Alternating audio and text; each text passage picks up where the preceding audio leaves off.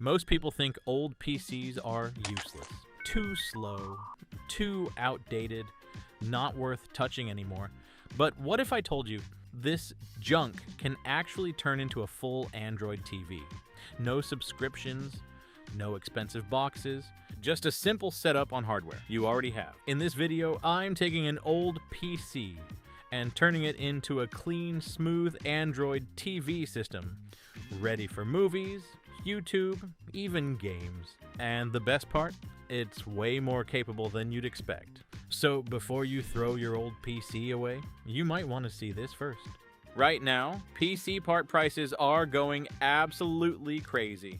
And because of that, the used market is hotter than ever. And when it comes to old PCs, there's one name you'll see everywhere: the Dell Optiplex. From offices, schools, all the way to scrapyards.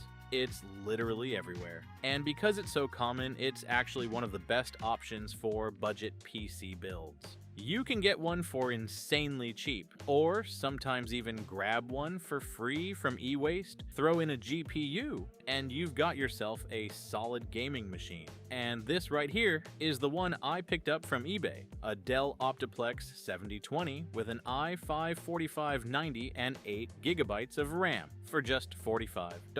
A complete PC, only missing storage, and at that price, it's not just a good deal.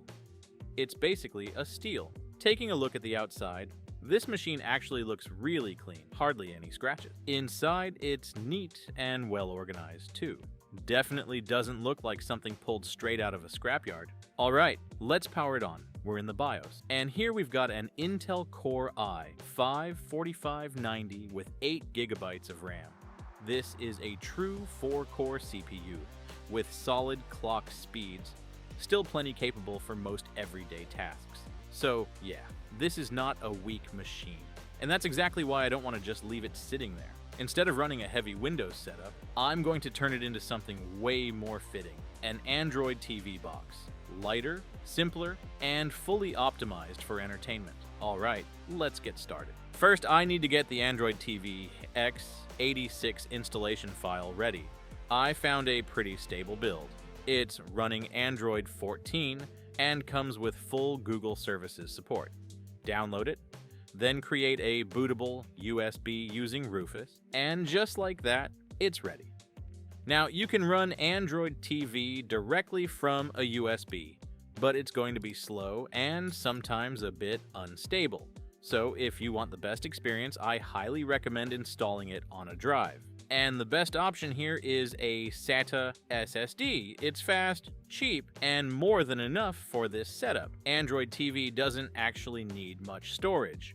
Around 32 to 64 gigabytes is already plenty. But I managed to find a 120 gigabyte Kingston SSD for just $10. Honestly, I don't even know if they're selling it or just giving it away at this point.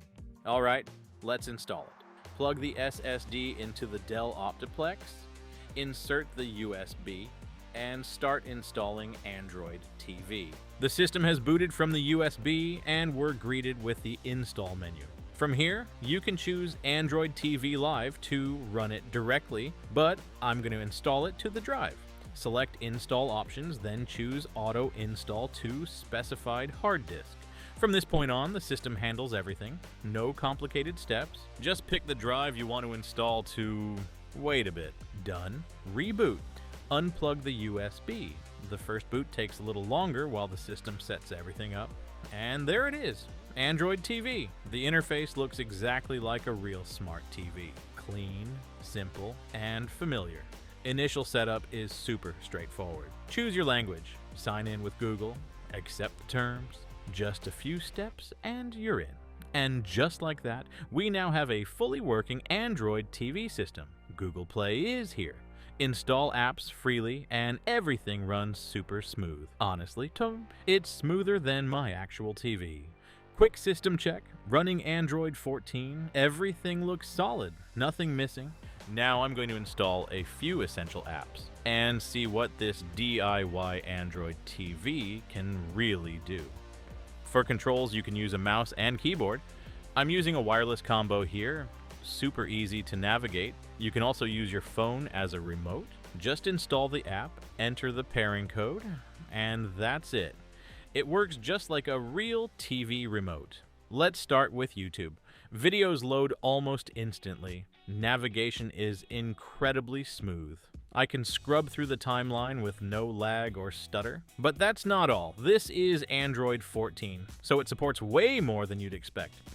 I plugged in an Xbox controller, and it was recognized instantly. No setup needed. You can even use it as a remote. And of course, gaming. I tried a few games, and honestly, the results surprised me. The graphics look great, performance is smooth, and it genuinely feels like a real console experience. But this isn't just a regular Android TV, because at the end of the day, it's still a PC, which means it can do things a typical TV box simply can't. I opened up a browser and started browsing the web, and honestly, it's super smooth. It even feels smoother than Windows in some cases, and with 8 GB of RAM, multitasking is actually really solid. For example, I start a YouTube video, hit the home button, go back to the main screen, and everything keeps running in the background. When I jump back in, the video is still right where I left it. No reload, no delay, and this version of Android TV is surprisingly powerful. I've even got a built-in file manager right here. At this point, it doesn't feel like just a TV anymore. That's the biggest difference. Since you can easily manage files, you can turn this into your own personal media library. Store all your movies on the drive, watch anytime you want. No internet, no subscriptions. As long as you've got enough storage, you're good to go. Now,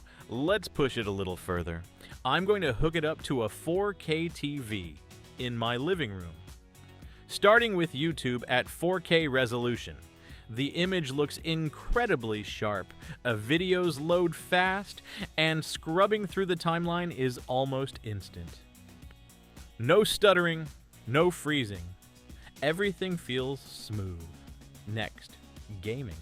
And honestly, performance is almost identical to running it on a full HD monitor.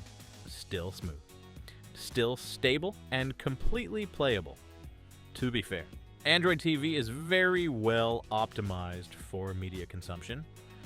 It's not as heavy as Windows, and it doesn't have a lot of background processes.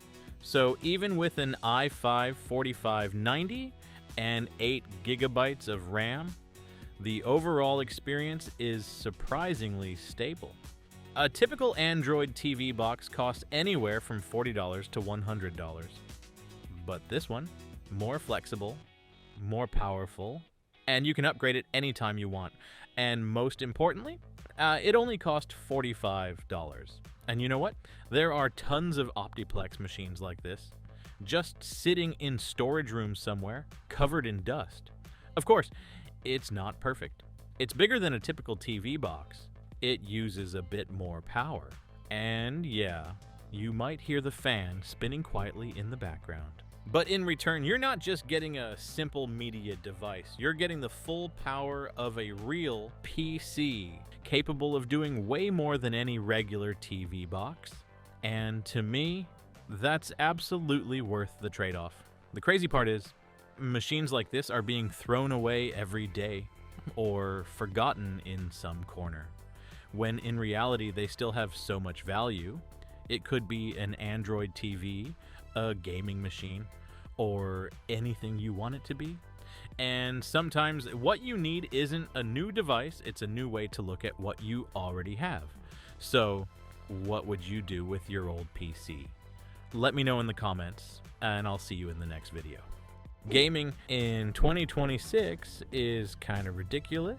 $70, $80, sometimes even more, just for one game. But what if I told you, for about $200 total, you can turn a tiny 1-liter PC into a full-blown emulation machine that plays hundreds of classic games, PS2, GameCube, even PS3, and boots straight into it like a console? No Windows, no setup every time.